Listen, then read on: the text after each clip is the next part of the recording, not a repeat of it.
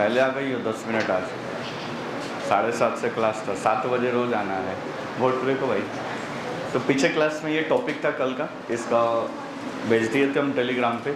ऐसा उम्मीद करते हैं कि सबको लिख लिया होगा, और जो महान आत्माएँ नहीं लिखी हैं फिर उनके याद में कुछ नहीं। बोर्ड पे देखो। हेलो, तो ये 2 बात समझे थे पहले कि कोई भी इकोनॉमी होती है तो एक समय में वो बूम सिचुएशन में पहुंचती है और एक बार रिसेशन की अवस्था में रहती है, ठीक है।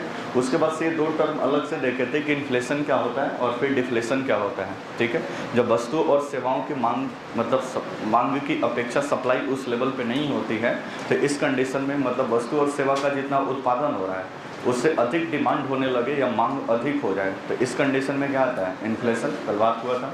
उसके बाद से एक बात कहते हैं डिफ्लेशन, जस्ट इसका अपोजिट था। अपोजिट कहने इन सेंस कि जितना वस्तु और सेवा का उत्पादन के अपेक्षा उसकी मांग में क्या हो जाए, कमी हो जाए। इसमें मांग में वृद्धि हो गया और यहाँ पे मांग में क्या हो गया, कमी। तो इस कंडीशन को हम क्या बोलते हैं, डिफ्लेशन या मुद्रा अपस्फीति बोलते हैं। अब इसके बाद से ये सब समझना है कि डिसइन्फ्लेशन क्या होता है, रिफ्लेशन क्या होता है, स्टैगफ्लेशन क्या होता है, स्क्यूफ्लेशन क्या होता है। उसके बाद से फिलिप्स कर्व पे पहुँचेंगे कि फिलिप्स महोदय ने इस पूरे महंगाई को लेकर अपना क्या मतलब ओपिनियन दिया था, उसके बारे में ये समझे थे आपको कि लिक्विडिटी को हैंडल करने में आरबीआई की भी भूमिका है और फिर हम भारत सरकार की भी भूमिका है। मतलब पूरे मार्केट में मनी के फ्लो को कंट्रोल करने का अधिकार भारत सरकार भी अपने हाथ में, भारत सरकार के भी हाथ में कुछ अधिकार है। टैक्स को बढ़ाकर घटाकर वो मनी के सर्कुलेशन को या मनी के फैलाव को या फिर तरलता को क्या करती है, कंट्रोल करती है। कभी इन्फ्लेशन ज़्यादा आ जाए तो फिर अपने टैक्स रेट को कम करके, टैक्स रेट को बढ़ाकर, और कभी ज़्यादा हो जाए तो उसको क्या करके, कम करके। आरबीआई भी करता है। तो तरलता के बारे में थोड़ा बहुत समझे थे। उसके बाद से इसको देखे थे भाई, इन सभी कारणों से महंगाई बढ़ती है यानी इन्फ्लेशन बढ़ता है, और इन सब कारणों से इन्फ्लेशन को क्या किया जा सकता है, कम किया जा सकता है। ये बात समझे थे। उसके बाद से ये समझे थे कि किसी भी मतलब जो भी महंगाई की बात हो रहा है तो ऐसा नहीं कि सिर्फ किसी एक प्रॉपर वस्तु में कोई प्राइस बढ़ रहा है तो उससे महंगाई नहीं। एक बास्केट ऑफ गुड्स है, मतलब एक बास्केट में कुछ वस्तु और सेवाओं को रखा गया है जिसके ओवरऑल बढ़ने से महंगाई बढ़ती घटती है। ये आगे समझेंगे जब मुद्रास्फीति की गणना सीपीआई और डब्ल्यूपीआई पे किस प्रकार से किया जाता है, फिर वहाँ से वो बातें समझ में आएगी कि किस तरह से कौन कौन बास्केट में कौन कौन से सामान रखा गया है, उसके बारे में समझेंगे। उसके बाद से ये समझे थे कि वस्तु और सेवा की डिमांड क्या हो जाए, ज़्यादा हो जाए, और वस्तु और सेवा की आपूर्ति क्या हो जाए, कम। इस कंडीशन में वस्तु और सेवाओं का मूल्य में क्या हो जाती है, वृद्धि, और यही अवस्था क्या कहलाती है भाई, मुद्रास्फीति कहलाती है। कल बताए थे इसको हम, ठीक है। तो मुद्रास्फीति हो गया, ठीक है। अब ये 4% प्लस माइनस 2% ये सरकार टारगेट करती है। उसके बाद से ये समझे थे मुद्रा का संकुचन या मुद्रा अपस्फीति, जस्ट इसका अपोजिट, जिसको हम नाम देते हैं डिफ्लेशन। इसमें लिखा गया कि वस्तु और सेवाओं का डिमांड क्या हो जाए, कम हो जाए, और उत्पादन क्या हो जाए, बढ़ जाए। तो मांग कम हो गया तो भाई मार्केट में खरीदार लोग कम है, खरीदार लोग कम है तो भाई इसकी प्राइस क्या होने लगेगी, वस्तु और सेवा की कीमतें कम होने लगेगी, और इस कंडीशन को मुद्रा अपस्फीति के नाम से जाना जाता है। इतना बात तक समझे थे हम। नेक्स्ट आज के बाद नेक्स्ट अगला हेडिंग डालिए।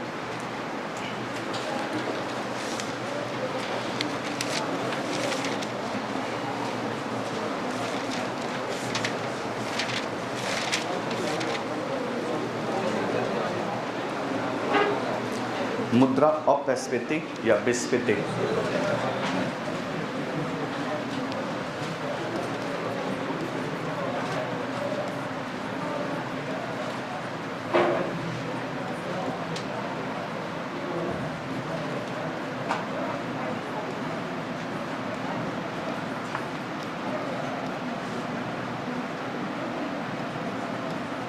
मुद्रा अपस्फीति या इसी को बोलते हैं विस्फीति।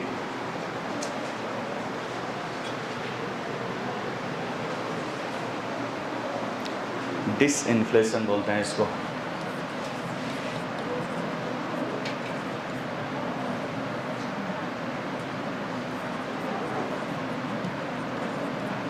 Disinflation, disinflation.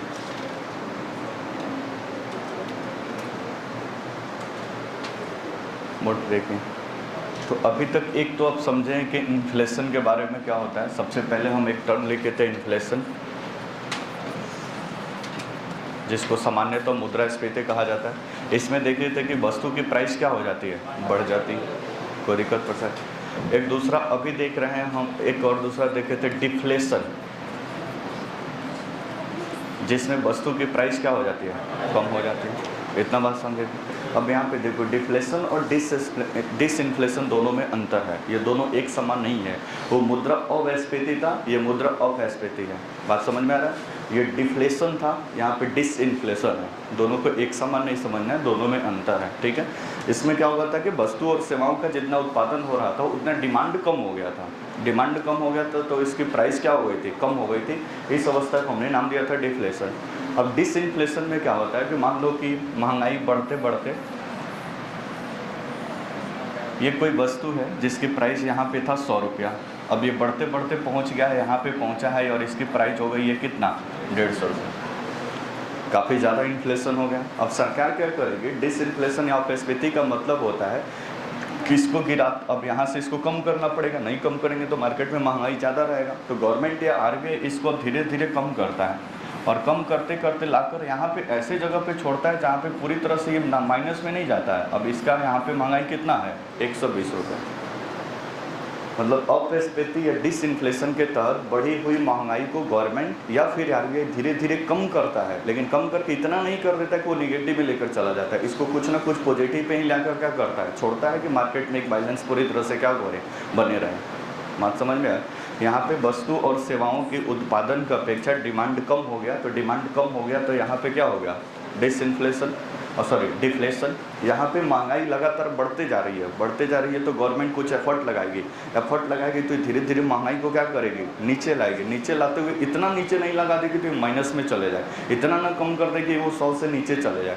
इसको एक लेवल पे पॉजिटिव में ही लाकर क्या करेगी, छोड़ेगी। और इस अवस्थिति को हम क्या बोलते हैं, मुद्रा अपस्फीति। बात समझ में आए। नेक्स्ट एक लिखे पहले तब इसको बनाएंगे। यह मुद्रास्फीति पर डैश देकर, यह मुद्रास्फीति पर नियंत्रण लगाने की अवस्था है। मुद्रास्फीति पर नियंत्रण लगाने की अवस्था है। मुद्रास्फीति पर नियंत्रण लगाने की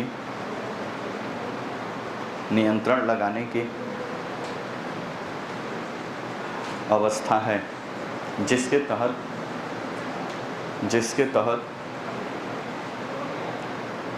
तहत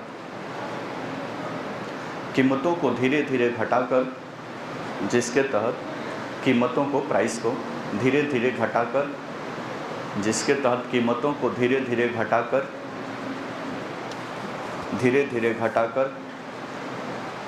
सामान्य स्तर पर लाने का प्रयास किया जाता है। कीमतों को धीरे धीरे घटाकर सामान्य स्तर पर लाने का प्रयास किया जाता है।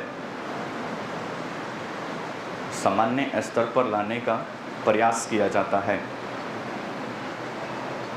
सामान्य स्तर पर लाने का प्रयास किया जाता है। पूर्णविराम। इसमें मुद्रास्फीति की दर कम होती है।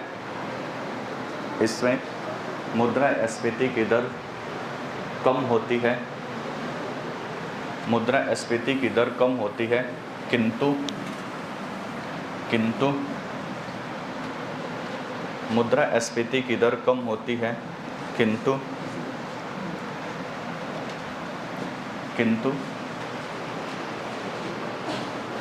सकारात्मक बनी रहती है। मुद्रास्फीति की दर कम होती है किंतु सकारात्मक बनी रहती है। सकारात्मक बनी रहती है।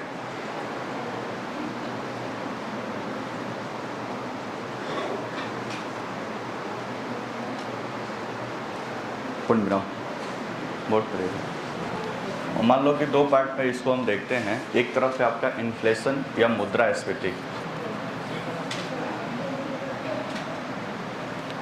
एक तरफ है मुद्रास्फीति और एक तरफ है मुद्रा अपस्फीति। ठीक है, ये आपका हो गया इन्फ्लेशन। और ये डिफ्लेशन नहीं है, डिसइन्फ्लेशन है।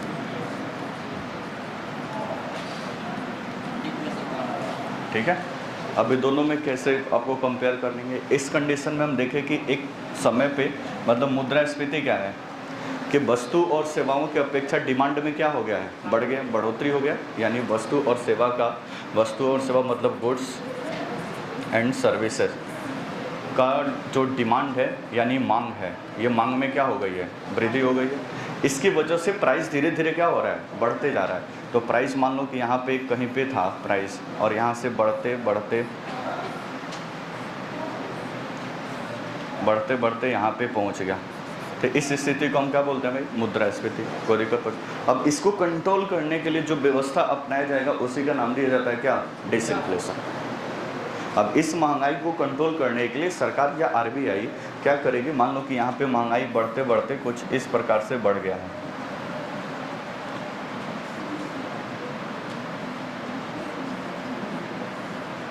महंगाई यहाँ तक बढ़ के चला गया है। यहाँ पे वस्तु की प्राइस मान लेते हैं 100 रुपये था एक नॉर्मल कंडीशन पे, और यहाँ पे बढ़ के ये कितना पे हो गया है, 150। महंगाई काफ़ी ज़्यादा बढ़ गया है भाई, 50% के आसपास बढ़ गया है। अब इस मुद्रा अपस्फीति के माध्यम से सरकार अब धीरे धीरे इसको कम करने का क्या करेगी, प्रयास करेगी, और कम करने के प्रयास में ये धीरे धीरे नीचे लाएगी इसको। कोई दिक्कत। अब एक ही बार इससे नीचे नहीं ला, मान लो कि यहाँ पे 120 रुपये पर लाकर सरकार ने क्या कर दिया, छोड़ दिया।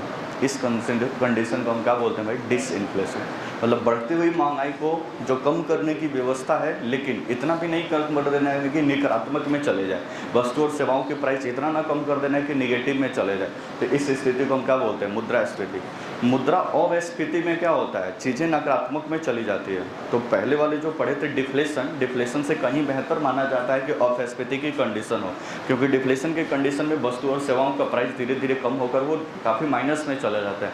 उससे पूरा उत्पादन प्रभावित हो जाता है। मान लो कि मार्केट में वस्तु की प्राइस बहुत कम रहेगा, कोई उत्पादन करेगा, कोई नहीं उत्पादन करेगा। उत्पादन नहीं करेगा तो कंपनी में लोगों को रोजगार नहीं मिलेगा, लोगों को रोजगार नहीं मिलेगा तो लोगों का इनकम नहीं बढ़ेगा, इनकम नहीं बढ़ेगा तो पूरा इकोनॉमी स्लो डाउन में चला जाएगा। बात समझे ना। तो इसमें सरकार इसको कम करते करते डिफ्लेशन पे नहीं लाती है, डिसइंफ्लेशन में इसको पॉजिटिव में ही लाकर क्या करती है, छोड़ती है कि यहाँ से कुछ ना कुछ मतलब मोटिवेशन बने रहे मार्केट में, और जो उत्पादन करने वाले फर्म्स हैं वो अपना उत्पादन भी क्या करते रहे, जारी रखें। बात समझे। अब ये कम कैसे होगा, आपको बताए थे ना कि कम कैसे होगा। तो इसको कम करने के लिए, इन्फ्लेशन को कम करने के लिए क्या करेंगे, कम करने के लिए सरकार अपने इंटरेस्ट रेट को क्या करेगी, बढ़ाएगी। मतलब जो सरकार टैक्स लगाती है उस टैक्स को क्या कर देगी, बढ़ा देगी। बात समझ रहे हो ना। हो सकता है कि इंटरेस्ट रेट ब्याज दर ज़्यादा हो, जिससे मार्केट में लिक्विडिटी ज़्यादा हो गया हो, तो आरबीआई ब्याज के दर को क्या कर देगा, बढ़ा देगा। जैसे ही बढ़ाएगा लोन महंगा हो जाएगा, लोन सब लोग क्या करने लगेगा, बैंक में वापस से जमा करने लगेगा, तो लिक्विडिटी मार्केट में क्या हो जाएगा, कम। तो महंगाई पे क्या हो जाएगा, कंट्रोल। तो इसको कंट्रोल करने के लिए सरकार या फिर आरबीआई दोनों संयुक्त रूप से प्रयास कर सकते हैं, इसमें कोई दिक्कत नहीं है। परंतु इतना नहीं कम करना है कि वो निगेटिव में चला जाए, इसको पॉजिटिव में ही लाकर क्या करना है, छोड़ना है। बात समझ में आ रहा है। तो ये आपका कहलाता है मुद्रा अस्फीति। बनाइए इस फिगर को, इसको बना लीजिए। नहीं, इसको बनाओ, ये घर पे एक साइड छोड़ दीजिए, घर पे जाके इतना दिमाग लगाइएगा। इसको बनाइए।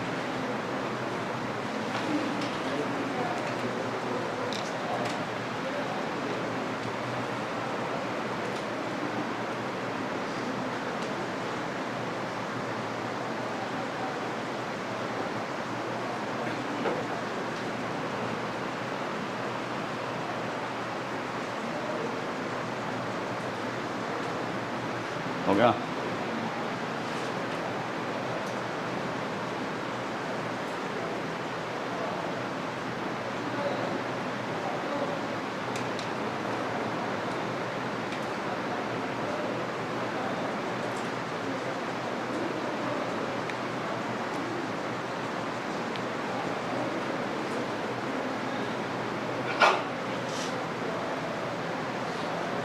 हो गया। नेक्स्ट हेडिंग, अगला हेडिंग डालिए, मुद्रा संस्फीति।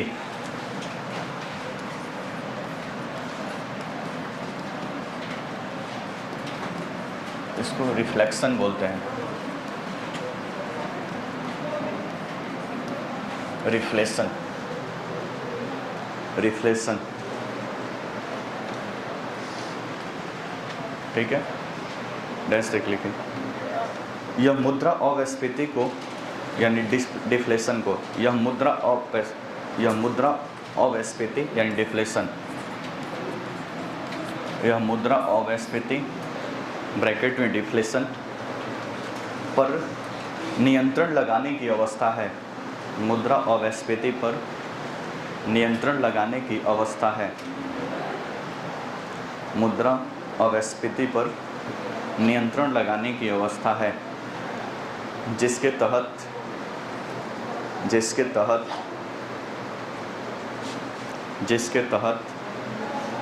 बहुत नीचे गिरी हुई कीमतों को बहुत नीचे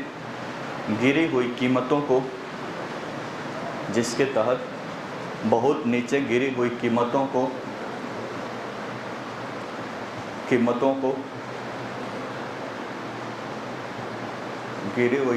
को धीरे धीरे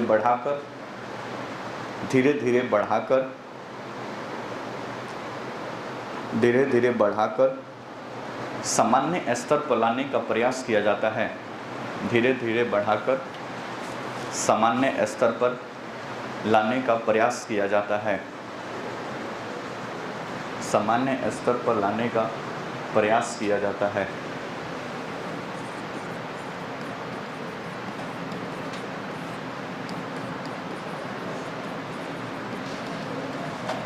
प्रयास किया जाता है। थोड़ा बनाइएगा अपने से एक फिगर, जैसे पीछे वाले में ये बनाए थे, दिमाग लगाइएगा आप कैसे फिगर इसमें बनाएंगे, जिसका बन जाए वो कॉपी दिखाए। ऐसा एक फिगर बनाइए, इसमें किस प्रकार का फिगर बनेगा रिफ्लेक्शन में।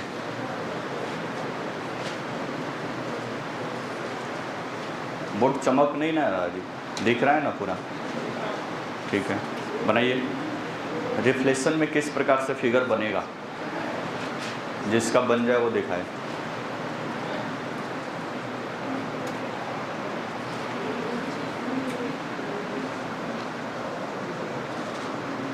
बन गया, दिखाओ।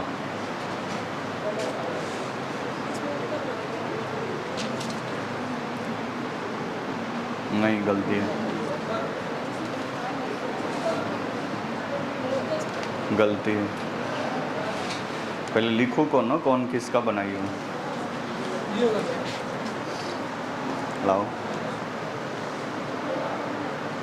गलती है।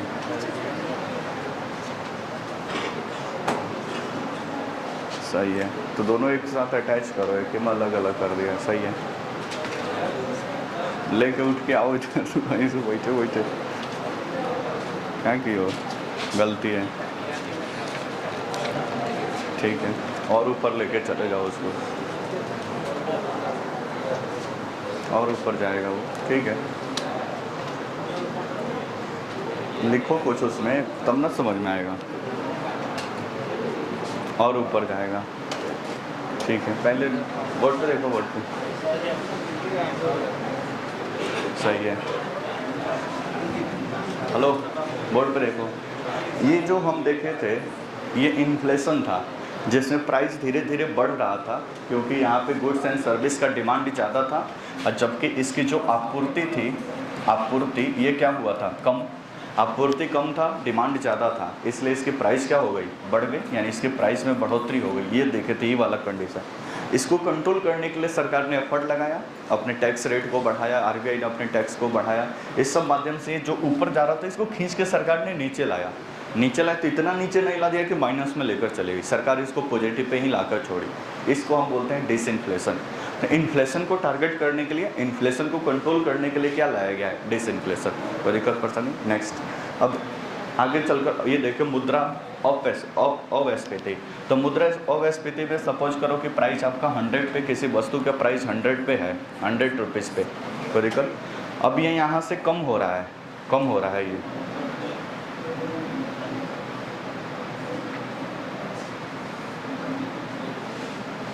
और कम होते होते मान लो कि आ गया 50 रुपये पर, कोई दिक्कत परसेंट? इतना कम महंगाई तो भाई ये तो मतलब उत्पादन क्षमता पूरी तरह से डिस्टर्बेंस में आ जाएगा। तो मुद्रा संस्फीति या रिफ्लेशन के माध्यम से धीरे धीरे सरकार इसको बढ़ाने का क्या करेगी, प्रयास करेगी। मतलब ये जो 100 रुपये पे यहाँ पे चल रहा था, 100 रुपये पे जो इस प्रकार से कुछ घट रहा था, ये कितने पे आ गया था, 50 रुपये पे। अब सरकार धीरे धीरे अब इसको बढ़ाने का क्या करेगी, प्रयास करेगी। तो यहाँ से सरकार अब फिर इसको धीरे धीरे उठाकर और समान अवस्था में फिर से लाने का क्या करेगी, प्रयास करेगी। और हो सकता है कि फिर से वापस कितने पे लाने का प्रयास करेगी, 100 रुपये, 90 रुपये, 80 रुपये, 100 रुपये पे फिर से इसको लाने का प्रयास करेगी।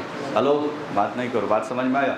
तो प्राइस जब नीचे जाता है तो सरकार मुद्रा रिफ्लेशन के माध्यम से इसको क्या करती है, बढ़ाती है। बात समझे, लिखिए जल्दी। जितने लोग ऐसा बनाए थे उनका सही है, इसमें बढ़ा के घटा के फिर बढ़ा घटा रहे थे, ऐसे नहीं है। हाँ, बराबर क्या लिखे हैं, सामान्य स्तर पे सरकार लाने का क्या करती है, प्रयास करती है। तो इतना आ जाए तो मच बेटर, नहीं आए तो 90-80 पे तो आएगा ना, इतना नीचे पे सरकार नहीं ना छोड़ सकती है।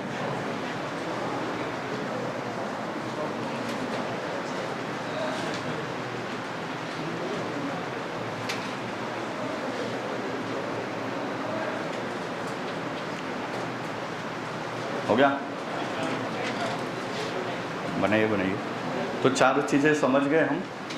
पहले तो इसको समझे थे कि इन्फ्लेशन क्या होता है, इन्फ्लेशन को टारगेट करने के लिए डिसइन्फ्लेशन क्या होता है, इसको धीरे धीरे कम करते हैं लेकिन पॉजिटिव पे ही लाकर छोड़ते हैं।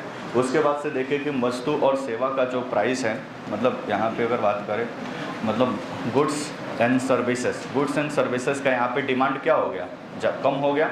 और यहाँ पे जो आपूर्ति था,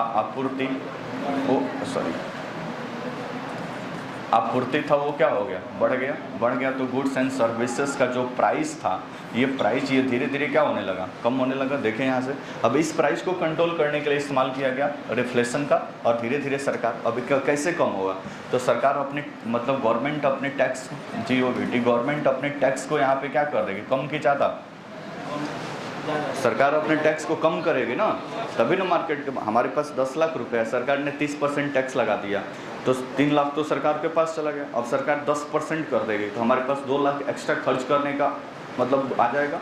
और एक्स्ट्रा खर्च करेंगे तो कहीं ना कहीं वस्तु में हम डिमांड को क्या करेंगे, बढ़ाएंगे।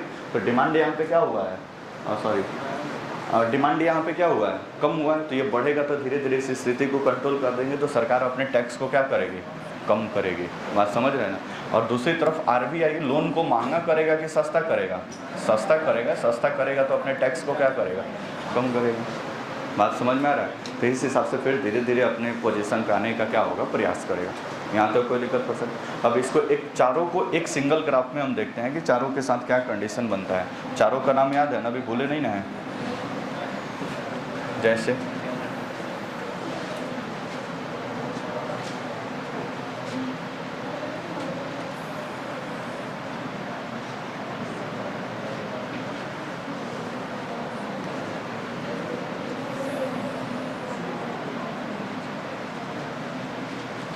बोर्ड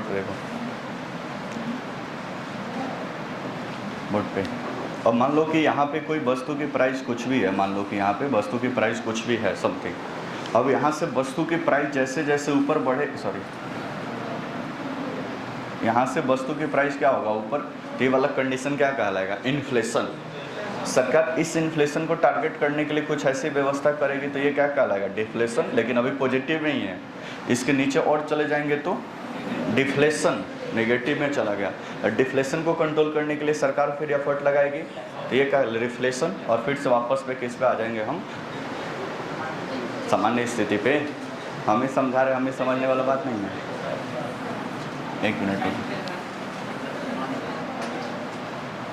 बोल रहे हैं कि यहाँ पे सामान्य स्तर पे है, मतलब वस्तु की प्राइस सपोज कर लीजिए कि 100 रुपये पे है, यहाँ पे 100 रुपये पे कोई दिक्कत परसेंट। अब 100 रुपये से बढ़ते बढ़ते 100 रुपये से बढ़ते यहाँ पे पहुँचे, तो ये वस्तु का प्राइस बढ़ के 150 रुपया हो गया, इन्फ्लेशन आ गया। बात समझे, यहाँ पे इन्फ्लेशन। तो सरकार इसको धीरे धीरे क्या करेगी, कम। तो इसको क्या कहते हैं, डिसइन्फ्लेशन। कम करेगी, लेकिन अभी पॉजिटिव में ही है। फिर ये धीरे धीरे निगेटिव में चला जाएगा, तो ये कौन सा कंडीशन कहलाएगा, डिफ्लेशन कहलाएगा। फिर धीरे धीरे सरकार अब इसको उठाने का प्रयास करेगी, तो ये क्या कहलाएगा, रिफ्लेशन। और फिर से इन्फ्लेशन वाले मतलब थोड़ा सा महंगाई पे पहुंचेंगे, तो ये वाला कंडीशन आपका कहलाएगा क्या, इन्फ्लेशन। लिखिए, बनाइए जल्दी।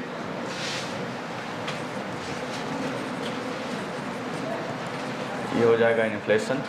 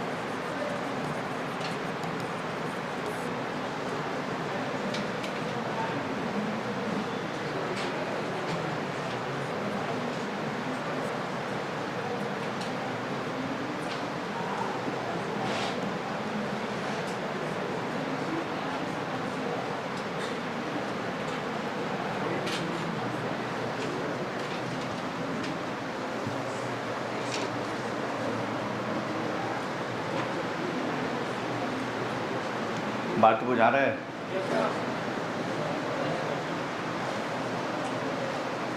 हो गया? अब अपने हिसाब से यहाँ पे प्राइस कुछ रख सकते हैं, कोई इशू नहीं है। अब जैसे मान लो कि यहाँ पे 100 रुपया से चला, तो सपोज करो यहाँ पे पहुँचा तो 150 रुपया हो गया, कोई दिक्कत? फिर इसको कम करके सरकार यहाँ पे ला रही है, यानी धीरे धीरे कम कर रही है, तो फिर वापस अपने कंडीशन पे आ गया। तो मान लो कि कुछ सपोज यहाँ पे पॉजिटिव में ही रहेगा, मान लेते हैं कि 110 रुपये पे आ गया, कोई दिक्कत? अभी धीरे धीरे कम हो गया, फिर से वापस यहाँ पे मान लेते हैं कि 50 रुपये पे आ गया। फिर 50 रुपये से सरकार बढ़ाते बढ़ाते फिर यहाँ पे 100 रुपये पे लाने का क्या करेगी? प्रयास करेगी, बोलो ना जी। फिर यहाँ पे बढ़ते बढ़ते ये वापस से किस पे चला जाएगा? 150 रुपये पे।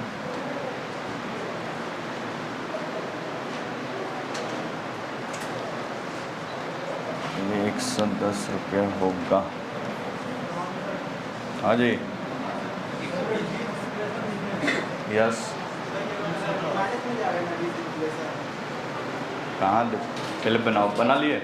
बोर्ड पे एक बार और समझो भाई, बोर्ड पे पहले होता है इन्फ्लेशन, जिसमें वस्तु की प्राइस 100 रुपये से धीरे धीरे बढ़ते बढ़ते 150 रुपये पे चला गया। हाई मुद्रास्फीति है, मुद्रास्फीति ज़्यादा है, तो इसको कंट्रोल करने का प्रयास किया जाएगा। कंट्रोल करने के लिए जो प्रयास किया जाएगा उसको बोलते हैं डिसइन्फ्लेशन, मुद्रा अपस्फीति। अपस्फीति, अब इसमें धीरे धीरे प्राइस को कम किया जाएगा, लेकिन पॉजिटिव में ही लाकर छोड़ा जाएगा, नेगेटिव में नहीं पहुंचा दिया जाएगा, नहीं तो मार्केट के लिए वो ठीक नहीं होगा। तो धीरे धीरे मान लो कि 110 पे ला करती है, धीरे धीरे जो कम किया जा रहा है इसको हम क्या बोलेंगे? डिसइन्फ्लेशन। कभी ऐसा कंडीशन बना कि ये 100 रुपये से नीचे जाने लगा 50 रुपये पे, यानी वस्तु की प्राइस लगातार क्या होते गए? कम होते गए, कम होते गए, तो इस कंडीशन को क्या बोलते हैं? डिफ्लेशन, अपस्फीति। ये क्या है? अपस्फीति है, और ये अपस्फीति है, ये मुद्रास्फीति है, ये क्या है? संस्फीति है। फिर यहाँ पे नीचे आया तो रिफ्लेशन के माध्यम से फिर धीरे धीरे इसको क्या ले जाएंगे? सामान्य स्तर पे लाने का प्रयास करेंगे, और फिर अगर ज़्यादा हो जाता है तो फिर इन्फ्लेशन आ जाएगा। बात बुझाया? बोलो ना जी। अब इससे आसान भाषा में और कुछ नहीं हो सकता है भाई, ठीक है? आगे लिखिए, नेक्स्ट। तो ये फ्लो चार्ट आप बना लिए, तो इसी तरह से मतलब दिमाग लगाना है। नेक्स्ट अगला हेडिंग डालिए, अगला हेडिंग डालिए निस्पंदन या मंदीगत लिख रहे हैं, निस्पंदन या मंदीगत मुद्रास्फीति। मुद्रास्फीति इसको हम बोलते हैं स्टैगफ्लेशन।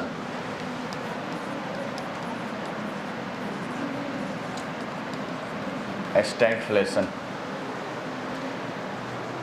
स्टैगफ्लेशन।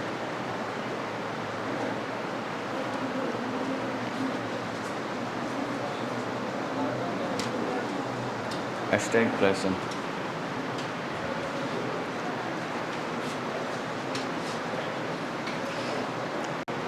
थोड़ा सा डिफिकल्ट, लेकिन समझ जाएंगे आप, टेंशन मत लीजिए। आगे चल के अभी पढ़ेंगे हम फिलिप कर्व के बारे में, जो न्यूजीलैंड के जो अर्थशास्त्री, इधर जगह दो, स्टैगफ्लेशन के बारे में समझना है। न्यूजीलैंड के जो अर्थशास्त्री थे उन्होंने सबसे पहले एक फिलिप कर्व दिया था, लेकिन जब ये स्टैगफ्लेशन वाला कंडीशन बना ना, तो उनका फिलिप कर्व का कोई औचित्य नहीं बना, क्योंकि उनका मानना था कि मान लो कि सरकार, महंगाई अगर बढ़ती है, अगर महंगाई मान लो कि मुद्रास्फीति या इन्फ्लेशन क्या होता है? बढ़ता है। तो मुद्रास्फीति बढ़ता है मतलब कि वस्तु की जो प्राइस है वो क्या हो गई है? बढ़ गई है। बात समझे? वस्तु की प्राइस जैसे ही बढ़ेगी, तो वस्तु की प्राइस बढ़ेगी तो सामान में सब वस्तु का प्राइस, तो जो भी उत्पादन करने वाला सेक्टर होगा वो सोचेगा कि और ज़्यादा से ज़्यादा क्या करें? उत्पादन। तो ज़्यादा से ज़्यादा उत्पादन करेगा तो इसका मतलब है कि वो ज़्यादा से ज़्यादा लोगों को क्या मिलेगा? रोजगार मिलेगा। बात समझ रहे ना? तो ज़्यादा से ज़्यादा लोगों को रोजगार मिलेगा। तो फिलिप्स का मानना था कि जैसे जैसे अगर इन्फ्लेशन बढ़ रहा है, इन्फ्लेशन, तो हमारा जो बेरोजगारी दर है या जो बेरोजगारी कंडीशन है वो धीरे धीरे क्या होगा? कम होगा, यानी अनएम्प्लॉयमेंट जो है वो धीरे धीरे क्या होगा? कम। इतना बात समझ रहे हैं? बोलो ना जैसे। लेकिन यहाँ पे कंडीशन, वो गाना नहीं सुने कि को मनाओ तो दूजा उठ जाता है, वही वाला काम है भाई यहाँ पे। अब सरकार मान लो कि इन्फ्लेशन को कम करने का प्रयास करे, इन्फ्लेशन को कम करने का प्रयास करे तो जस्ट अपोजिट सोचिए। जैसे इन्फ्लेशन को कम करें यानी उत्पादन कहीं ना कहीं घटाने का सरकार क्या कर रही है, प्रयास कर रही है, क्योंकि सप्लाई क्या हो गया है ज़्यादा। तो जैसे जैसे इसको कम करने का प्रयास करेगी तो पता चलेगा कि अनएम्प्लॉयमेंट क्या हो गया, बढ़ता गया। धीरे धीरे बेरोजगारी क्या हो जाएगी, बढ़ते जाएगी ना। हम ही समझा रहे हैं, हमें समझने वाला बात नहीं है। मान लो क्या इन्फ्लेशन बढ़ा, गवर्नमेंट आरबीआई ने अपने टैक्स के रेट को बढ़ा दिया, यानी लोन को महंगा कर दिया। लोन को महंगा कर दिया तो जो लोग आसानी से लोन प्राप्त करके अपना फैक्ट्री में लगा के सामान का उत्पादन करते थे, वो न तो पैसा लेकर आएंगे, न तो फैक्ट्री में लगाएंगे, न तो उत्पादन होगा और न तो लोगों को रोजगार मिलेगा। तो इन्फ्लेशन को टारगेट करने के लिए अगर इसको कम किया जाता है तो इस तरह से बेरोजगारी क्या हो जाएगी, बढ़ते जाएगी। अब इन्फ्लेशन को कम, मान लो कि डिफ्लेशन वाले कंडीशन में बन जाए जहाँ पे प्राइस बहुत कम है, तो कम है तो भाई कोई सामान क्यों उत्पादन करेगा। प्याज की कीमत 10 रुपये किलो पूरे मार्केट में बेचने लगे, फैन बंद करो,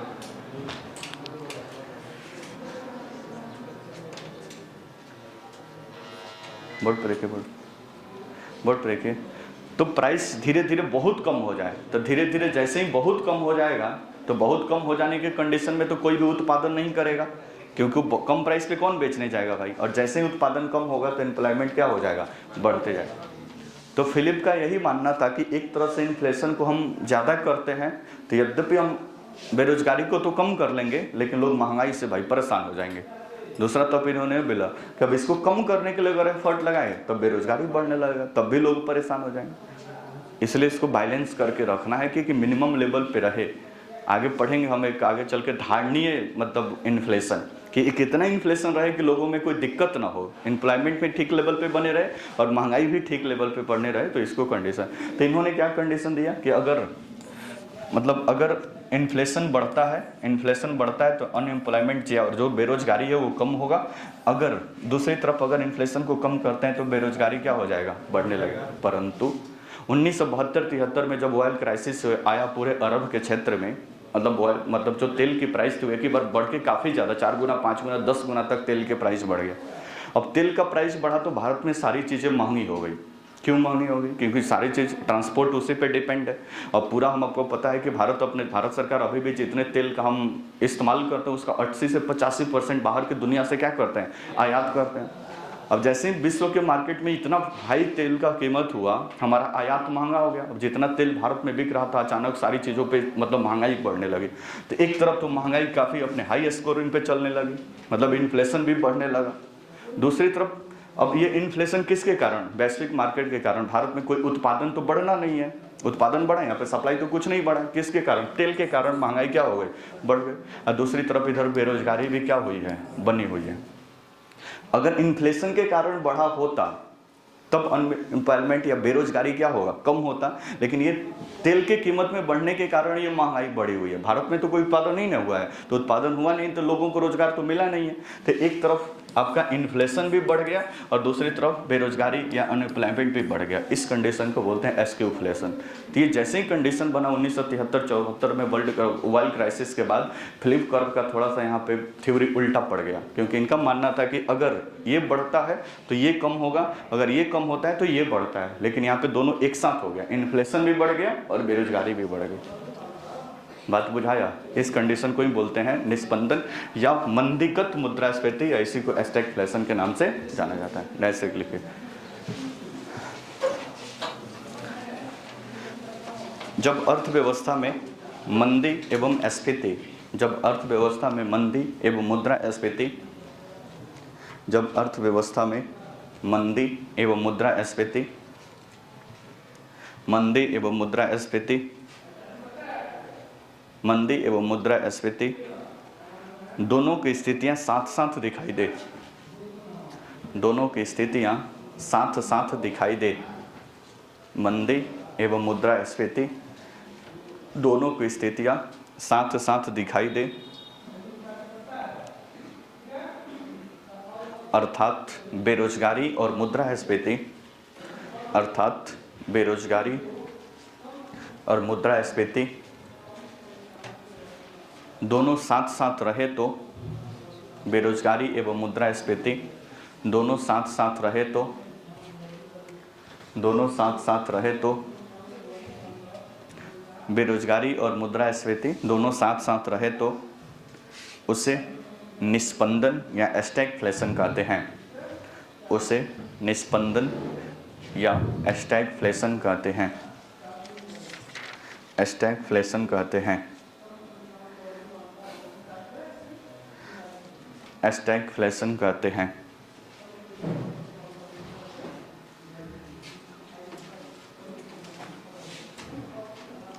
बात समझ में आया? अब ये स्थिति बहुत थोड़ा सा दयनीय हो जाती है इस कंडीशन में, क्योंकि बोर्ड पे देखो, बोर्ड पे देखो, अभी एक स्थिति किस लिए थोड़ा सा खराब हो जाती है, बोर्ड पे देखो। एक तरफ तो मुद्रास्फीति की दर भी क्या है, मुद्रास्फीति की दर यानी इन्फ्लेशन भी क्या हो रहा है, बढ़ रहा है, और दूसरी तरफ बेरोजगारी भी क्या हो रही है, बढ़ रही है, अनएम्प्लॉयमेंट भी बढ़ रहा है। कोई दिक्कत परेशानी? बात समझ रहे हैं? अब ये भी बढ़ रहा है और बेरोजगारी भी बढ़ रही है। अब बेरोजगारी बढ़ रही है तो मतलब लोग ज़्यादा बेरोजगार हैं तो उत्पादन कम होगा। ओवरऑल इस पे जो आर्थिक समृद्धि या इकोनॉमिक ग्रोथ है ना, इकोनॉमिक ग्रोथ या आर्थिक समृद्धि, ये धीरे धीरे क्या होने लगता है, स्लो डाउन होने लगता है। आर्थिक समृद्धि या इकोनॉमिक ग्रोथ कहने का मतलब जो जीडीपी ग्रोथ है वो धीरे धीरे क्या होने लगता है, कम। बात समझ में है? अब इस स्थिति में क्या होगा, मान लो कि आपका कंडीशन स्टैगफ्लेशन का है, आपका कंडीशन, अब इसको नियंत्रित करना है। मान लो कि स्टैगफ्लेशन को मान लो कि कंट्रोल करना है, नियंत्रित करना है। अब इसमें देखो दिक्कत क्या खड़ी होती है। जब इसको नियंत्रित करने सरकार जाएगी तो पता चला कि जब इन्फ्लेशन को कम करने का प्रयास करी, अगर मान लो कि इन्फ्लेशन कम करते हैं तो बेरोजगारी क्या हो जाएगा, और बढ़ जाएगा। बात समझ रहे ना? बोलो ना जैसा, क्योंकि इन्फ्लेशन को कम करने के लिए सरकार को अपने टैक्स रेट को क्या करना पड़ेगा, बढ़ाना पड़ेगा, क्योंकि महंगाई ज़्यादा हो गई है। टैक्स रेट जैसे ही बढ़ाएगी उत्पादन और क्या होगा, कम होगा। उत्पादन और कम होगा तो लोगों को रोजगार और कम मिलेगा, तो दूसरी तरफ अनएम्प्लॉयमेंट और भी क्या हो जाएगा, मतलब ये कम करने करे तो ये क्या होने लगेगा, बढ़ने। बात समझे? अगर सरकार बेरोजगारी को दूर करने का प्रयास करे तो बेरोजगारी को दूर करने के लिए उत्पादन को क्या करना पड़ेगा, बढ़ाना पड़ेगा। अब बढ़ाने के लिए अपने टैक्स में कम करना पड़ेगा। अब जैसे ही उत्पादन बढ़ाने के लिए काम करेंगे तो अगर अनएम्प्लॉयमेंट को कम करने की कोशिश करें तो पता चला इन्फ्लेशन और क्या हो गया, बढ़ने लगा। महंगाई पहले से ही था, मार्केट में और पैसा डाल देंगे तो महंगाई और क्या हो जाएगा, बढ़ जाएगा। तो ये स्थिति थोड़ा सा कठिन हो जाती है, क्योंकि एक को ठीक करे तो दूसरा खराब होने लगता है, दूसरा को खराब करे तो पहला, मतलब दूसरा को ठीक करे तो पहला खराब होने लगता है। बात समझ में आया? लिखिए इसको।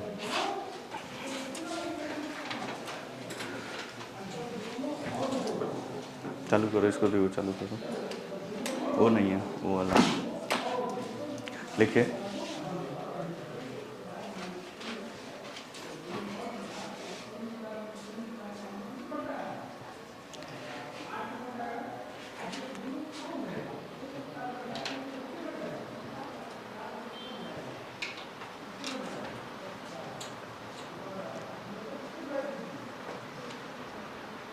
हो गया? फास्ट। आर्थिक समृद्धि मतलब इकोनॉमिक ग्रोथ, मतलब जीडीपी ग्रोथ, बात वही है, पीछे इसको डिस्कशन हो चुका है।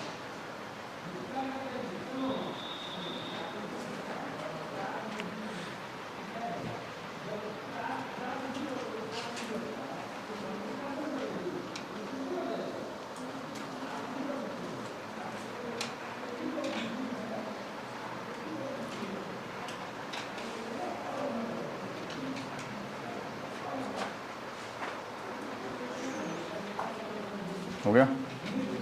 नेक्स्ट अगला हेडिंग डालिए, एस्क्यूफ्लेशन।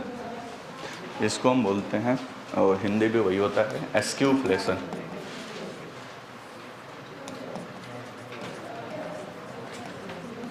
एस्क्यूफ्लेशन कौन सी रहेगा भाई?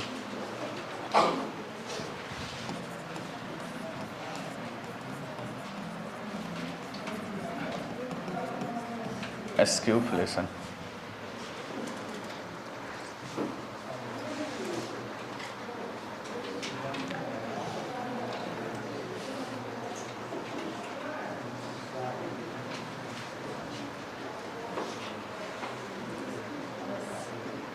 क्या हुआ जी? हो गया? डैश देख लिखिए, समझते भी रहिएगा। जब डैश देकर, जब कुछ वस्तु या वस्तुओं में, जब कुछ वस्तु या वस्तुओं में मुद्रास्फीति हो, जब कुछ वस्तु या वस्तुओं में मुद्रास्फीति हो तथा कुछ वस्तु या वस्तुओं में मुद्रास्फीति हो तथा कुछ वस्तु या वस्तुओं में मुद्रा अस्फीति हो, कुछ वस्तु या वस्तुओं में मुद्रास्फीति हो तथा कुछ वस्तु या वस्तुओं में मुद्रा अस्फीति हो, मतलब डिफ्लेशन की बात हो रहा है, मुद्रा अस्फीति हो, तो इस स्थिति को एस्क्यूफ्लेशन कहा जाता है। तो इस स्थिति को एस्क्यूफ्लेशन कहा जाता है। इस स्थिति को एस्क्यूफ्लेशन कहा जाता है। एस्क्यूफ्लेशन कहा जाता है।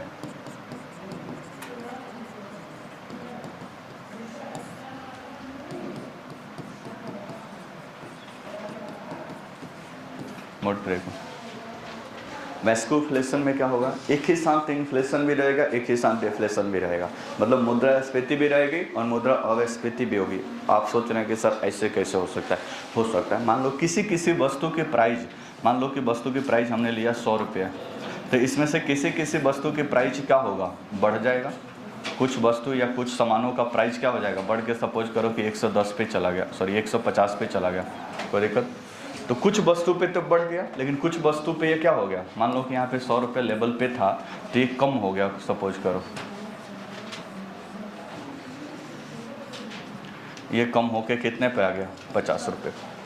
तो मार्केट में जितनी सारी वस्तुएं हैं ना, उस वस्तुओं में से कुछ वस्तु का प्राइस काफ़ी ज़्यादा हो गया है, इन्फ्लेशन का कंडीशन में चला गया है। उसी में से कुछ वस्तुओं का प्राइस डिफ्लेशन के कंडीशन में चला गया, जिसका प्राइस बहुत कम हो गया है। तो इस कंडीशन को ही नाम देते हैं क्या भाई, एस्क्यूफ्लेशन।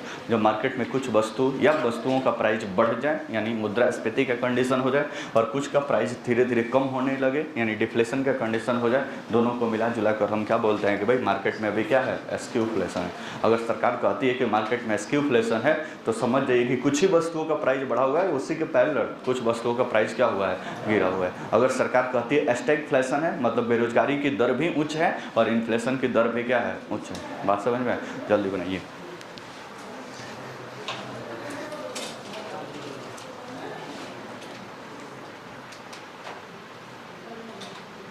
सभी वस्तु नहीं, कुछ कुछ वस्तु का प्राइस बढ़ा घटा है।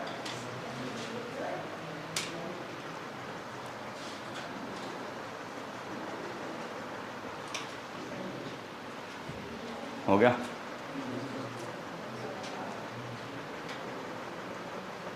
मान लो कि मोबाइल का दाम बढ़ गया है और ट्रैक्टर वगैरह का दाम कम हो गया है, कुछ इसी प्रकार से समझ लीजिए, ठीक है। ईयरफोन वगैरह का दाम बढ़ गया है और दूसरी तरफ इधर चावल दाल गेहूँ वगैरह का दाम कम हो गया है, ऐसे ही समझ लीजिए। कुछ का बढ़ता है और कुछ का क्या होता है, कम होता है, ठीक है। तो एस्क्यूफ्लेशन समझ गए। नेक्स्ट एक नोट नीचे डाल के लिखिए, नोट लिखिए। जब बेस ईयर के बदलने से, जब बेस ईयर के बदलने से, जब बेस ईयर के बदलने से यानी आधार वर्ष इसको बोलते हैं, जब बेस ईयर या आधार वर्ष के बदलने से, आधार वर्ष के बदलने से महंगाई पर प्रभाव पड़ता है, तो बेस ईयर के बदलने से महंगाई पर प्रभाव पड़ता है, तो महंगाई पर प्रभाव पड़ता है तो उसे, महंगाई पर प्रभाव पड़ता है तो उसे बेस इफेक्ट इन्फ्लेशन कहा जाता है। तो उसे बेस इफेक्ट इन्फ्लेशन कहा जाता है। बेस इफेक्ट इन्फ्लेशन कहा जाता है। बेस इफेक्ट इन्फ्लेशन कहा जाता है। आधार वर्ष क्या होता है, जब CPI और WPI पढ़ेंगे ना तो वहाँ पे ये समझ में आएगा, ठीक है। इसको भी होल्ड कर दीजिए।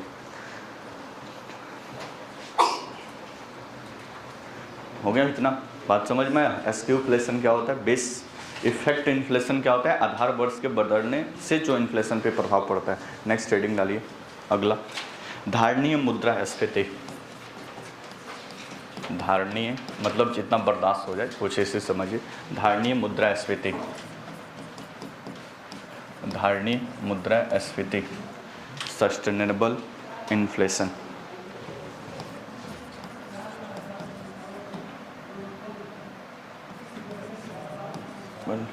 इन्फ्लेशन, धारणीय मुद्रास्फीति।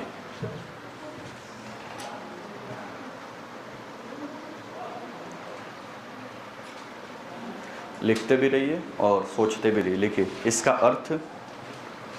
अर्थ मुद्रास्फीति की ऐसी दर से है, इसका अर्थ मुद्रास्फीति की ऐसी दर से है, मुद्रास्फीति की ऐसी दर से है, कमा ऐसी दर से है, कमा जिस पर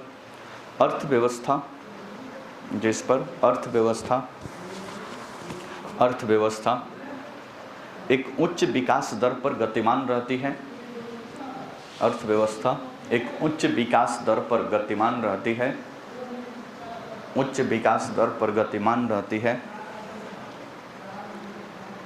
उच्च विकास दर पर गतिमान रहती है तथा आम लोगों को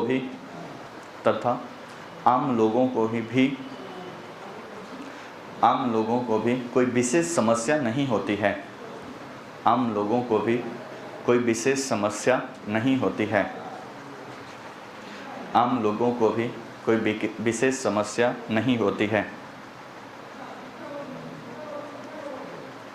पूर्ण विराम। पैराग्राफ चेंज करके लिखिए। भारत जैसे विकासशील देशों के लिए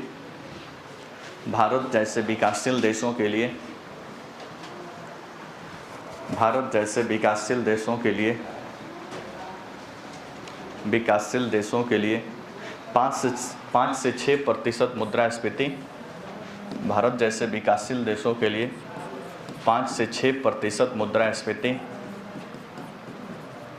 5 से 6% मुद्रास्फीति धारणीय मुद्रास्फीति कहा जाता है। धारणीय मुद्रास्फीति कहा जाता है। धारणीय मुद्रास्फीति कहा जाता है। धारणीय मुद्रास्फीति कहा जाता है। जबकि विकसित देशों के लिए 2%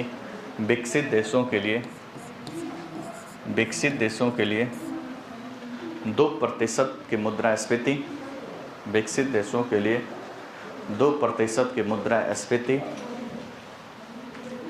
2% की मुद्रास्फीति धारणीय मानी जाती है। विकसित देशों के लिए 2% की मुद्रास्फीति धारणीय मानी जाती है। 2% की मुद्रास्फीति धारणीय या सस्टेनेबल मानी जाती है। बोर्ड पे देखो। कुल मिलाकर इसको अगर भोजपुरी के भाषा में बोले तो बर्दाश्त करने लायक मुद्रास्फीति, कि कितना पब्लिक बर्दाश्त कर सकती है, बस उसी को धारणीय या सस्टेनेबल बोला जाता है। मान लो कि किसी मोबाइल फ़ोन की कीमत 10,000 रुपये है। मोबाइल फ़ोन की कीमत 10,000, ठीक है। इन्फ्लेशन थोड़ा सा बढ़ा रहे तो ठीक है कि मार्केट में थोड़ी सी महंगाई रहेगी, तो जो भी उत्पादन करने वाले लोग हैं उससे मोटिवेट होंगे और ज़्यादा से ज़्यादा उत्पादन करने का क्या करेंगे, प्रयास करेंगे। ज़्यादा से ज़्यादा उत्पादन होगा तो लोगों को रोज़गार क्या होगा, ज़्यादा मिलेगा। रोज़गार ज़्यादा मिलेगा तो उनका इनकम बढ़ेगा। इनकम बढ़ेगा तो बोलो और भारत का इनकम बढ़ेगा, नेशनल इनकम बढ़ेगा या GDP बढ़ेगा। बात समझे। तो थोड़ा बहुत इन्फ्लेशन हो अगर विकासशील देशों के अंतर्गत तो ये अच्छा माना जाता है, बुरा नहीं माना जाता है। बात समझे ना। अगर मान लो कि मोबाइल फ़ोन की कीमत 10,000 है, इसमें इन्फ्लेशन बढ़ाइए आप 5%, आप मान लीजिए कि इन्फ्लेशन इसमें 5% इंक्लूड होता है, 5% इन्फ्लेशन, तो इस मोबाइल की कीमत 10,500 रुपया हो जाएगी। जो उपभोक्ता इस फ़ोन को खरीदेगा, दुकान पे 10,000 रुपया लेकर मोबाइल खरीदने गया है, दुकान पे पहुंचा तो पता चला कि 10,500 है, तो 500 के लिए तो मोबाइल छोड़कर नहीं आएगा दुकान पे, वो खरीद के ही वहाँ से लौटेगा। बात समझे ना। कहीं से व्यवस्था करेगा, घर पे फ़ोन करेगा, दोस्त को फ़ोन करेगा, 200 रुपया तुम भेज दो, 100 रुपया तुम भेज दो, 500 व्यवस्था कर लेगा, मोबाइल को खरीद कर लाएगा। लेकिन यही बढ़कर अगर 20% हो जाए, और इस प्राइस हो जाए 12,000 रुपया, तब ये सोच में पड़ जाएगा कि लें कि नहीं लें। पहले 2,000 और कहीं से कमा के व्यवस्था करते हैं, तब फोन को क्या कर रहे हैं। तो किसी भी विकासशील कंट्री के अंतर्गत जो धारणीय मुद्रास्फीति है वो 5% से 6% तक एक आइडियल कंडीशन माना जाता है। अगर इससे ज़्यादा होती है तब भी दिक्कत हो जाएगा, कम हो जाती है तब भी, क्योंकि प्राइस कम हो जाएगा तो कोई भी उत्पादन करेगा, कोई उत्पादन नहीं करेगा तो ओवरऑल रोजगार पे प्रभाव पड़ेगा, रोजगार पे प्रभाव पड़ेगा तो लोगों के इनकम पे प्रभाव पड़ेगा और ओवरऑल देश की कंडीशन क्या हो जाएगा, खराब। इसलिए धारणीय सस्टेनेबल के माना जाता है कि किसी भी विकासशील के अंतर्गत 5 से 6% अगर मुद्रास्फीति चल रहा है तो कोई दिक्कत परेशानी नहीं, जनता भी उस पर खुश है कि थोड़ा बहुत तो चलता है भाई, मार्केट में चलता है, इतना महंगाई, बात समझ रहे हैं।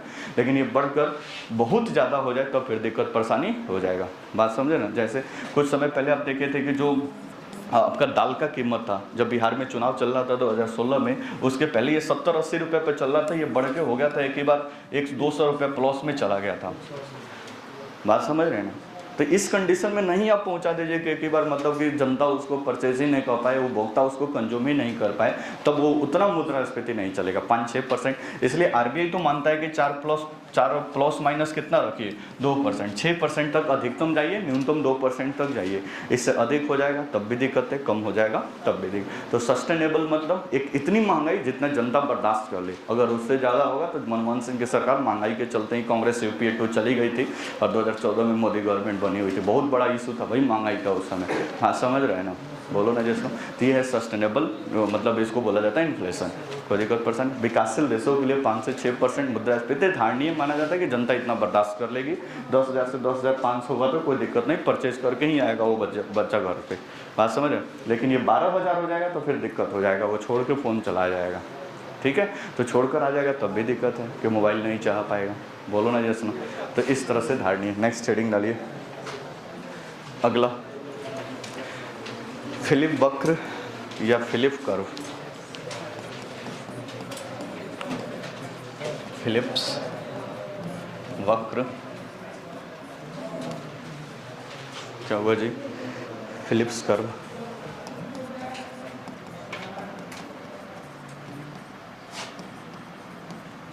फिलिप्स कर्व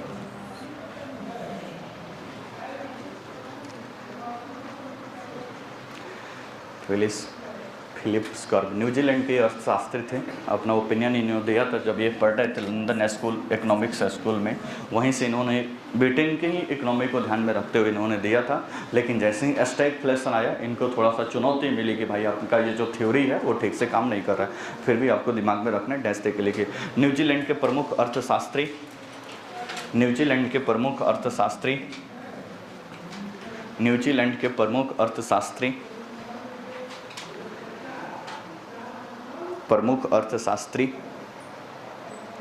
विलियम फिलिप्स द्वारा प्रमुख अर्थशास्त्री विलियम फिलिप्स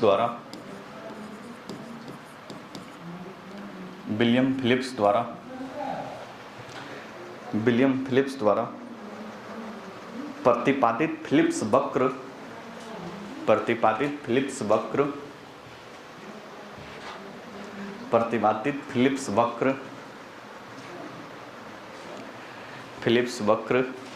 ब्रिटेन के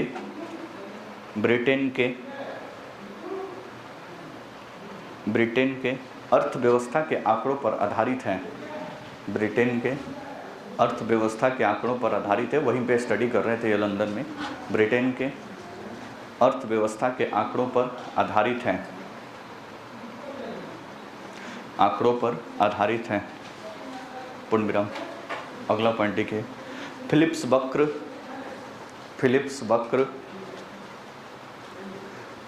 वक्र बेरोजगारी दर तथा मुद्रास्फीति की दर में फिलिप्स वक्र बेरोजगारी दर तथा मुद्रास्फीति की दर में संबंध स्थापित करता है।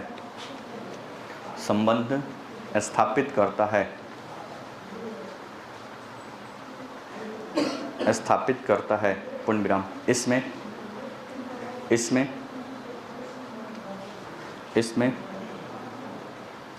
मुद्रास्फीति की दर तथा बेरोजगारी दर के बीच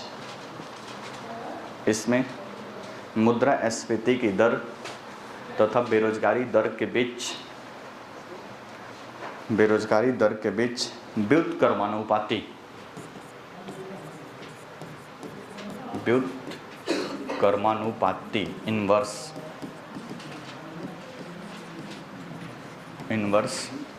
व्युत्क्रमानुपाती या इन्वर्स संबंध पाया जाता है।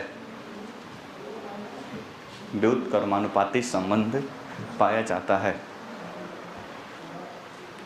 व्युत्क्रमानुपाती संबंध पाया जाता है।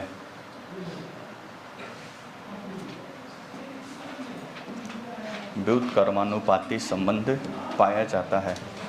बोर्ड पर देखिए भाई, दोनों में फिलिप्स कर्व ने क्या बताया, इन फिलिप्स महोदय ने। ये मान लीजिए एक्स एक्सिस है और इसको मान लेते हैं वाई एक्सिस है। पढ़े होंगे बहुत सारा मैथ में ही। बोर्ड पर देखो जी, इधर मान लो कि एक साइड इधर रखते हैं हम, एक साइड इसको रख देते हैं मुद्रास्फीति की दर, मतलब ये वाला साइड है मुद्रास्फीति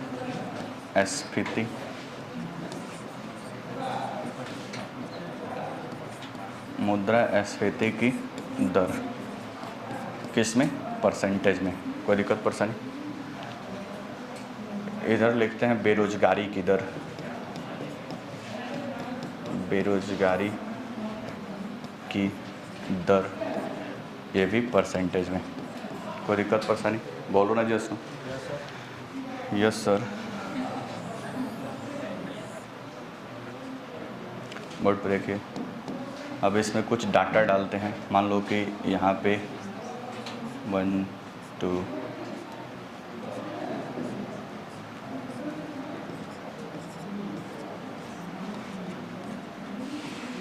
इधर भी लिख लेते हैं।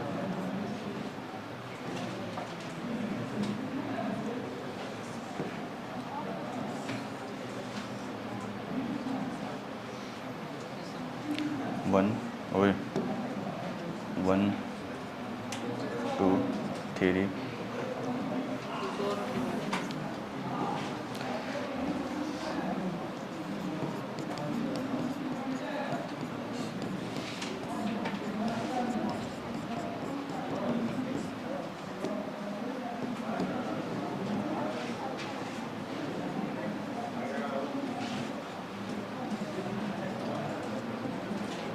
बोर्ड पे देखिए, बोर्ड पे देखिए, फिलिप्स महोदय ने क्या बताया, मतलब इस अपने कर्व के माध्यम से उन्होंने क्या बताने का प्रयास किया, उसके बारे में हम समझाने जा रहे हैं। और थोड़ा सा ध्यान से देखिए। इन्होंने बताया कि अच्छा, अभी पहले देखे थे कि जैसे जैसे मान लो कि यहाँ पे 0 पे है, जैसे जैसे इन्फ्लेशन बढ़ता है, मतलब जैसे जैसे इन्फ्लेशन बढ़ता है, सपोज करो कि इन्फ्लेशन बढ़ के 5% पे चला गया, 5% पे यहाँ पे इन्फ्लेशन आ गया, कोई दिक्कत परेशानी, बोलो ना जी। तो इन्फ्लेशन बढ़ता है तो बेरोजगारी दर उस हिसाब से,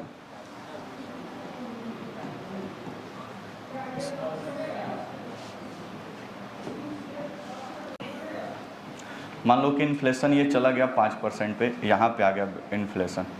तो अभी बताए कि जैसे जैसे इन्फ्लेशन बढ़ेगा तो बेरोजगारी दर कम होगा कि ज़्यादा होगा, कम, बोलो ना जी। क्योंकि इन्फ्लेशन बढ़ा नहीं, वस्तु का प्राइस बढ़ा है, वस्तु का प्राइस है तो जो उत्पादन करता है वो ज़्यादा से ज़्यादा उत्पादन करने का प्रयास करेगा, उत्पादन करने का प्रयास करेगा तो इसका इम्पैक्ट पड़ेगा कि लोगों को ज़्यादा ज़्यादा रोजगार मिलेगा। तो ये जितने फास्ट बढ़ता है उतने फास्ट ये नहीं बढ़ेगा, इसलिए बेरोजगारी दर ये जैसे बढ़ेगा बेरोजगारी दर वैसे वैसे क्या होगा, कम होगा। इतना बात समझे।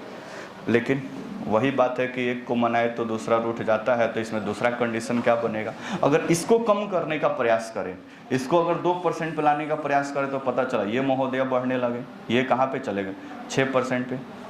ओए भाई तुम इधर रहो, ठीक है। तो ये इधर से कम होने लगे, तो यहाँ पे आ गए कितने परसेंट पे, 6%। बात समझ में आ रहा है। कहने का मतलब फिलिप्स महोदय ने बताया कि जैसे ही इन्फ्लेशन को अगर बढ़ता है तो ठीक है, आपका बेरोजगारी दर क्या होगा, कम। व्युत्क्रमानुपाती मतलब इन्वर्स कंडीशन है, एक बढ़ेगा तो दूसरा घटेगा, दूसरा बढ़ेगा तो पहला घटेगा। अगर इसको बेरोजगारी को अगर कम कर, मतलब इन्फ्लेशन को कम करें तो बेरोजगारी की दर क्या होगी, बढ़ती। इन्फ्लेशन कम करने मतलब वस्तु की प्राइस को आप क्या कर रहे हैं, घटा रहे हैं तो लोगों को, मतलब उत्पादन करने वाला कम उत्पादन करेगा, कम उत्पादन करेगा तो लोगों को कम रोजगार की क्या होगी, प्राप्त। हमें समझा रहे हैं, हमें समझने वाला बात नहीं ना है। तो इन्होंने बताया कि उल्टा संबंध है, किधर भाई, उल्टा, कि अगर मुद्रास्फीति या इन्फ्लेशन बढ़ाते हैं तो अनएम्प्लॉयमेंट या बेरोजगारी क्या होगा, कम। अगर इन्फ्लेशन को घटाते हैं तो अनएम्प्लॉयमेंट क्या हो जाएगा, बढ़ जाएगा। और इन्हीं के द्वारा इस दिए गए कर्व को, मतलब यहाँ पे जो इस प्रकार से अब ये कर्व बनेगा, इस प्रकार से जो कर्व बनेगा, इसी मान लो कि ए पॉइंट है और ये बी पॉइंट है, यहाँ पे जो कर्व बनेगा इसी को फिलिप्स वक्र के नाम से जाना जाता है।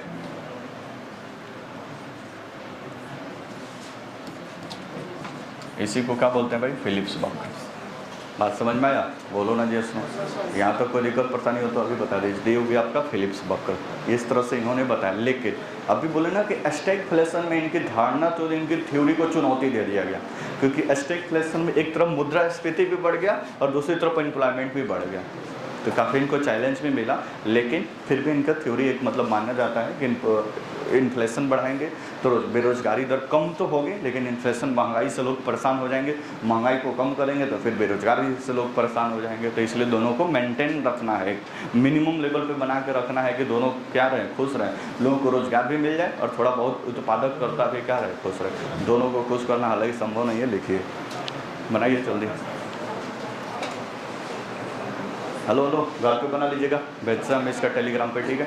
अच्छा बनाइए 2 मिनट समय है।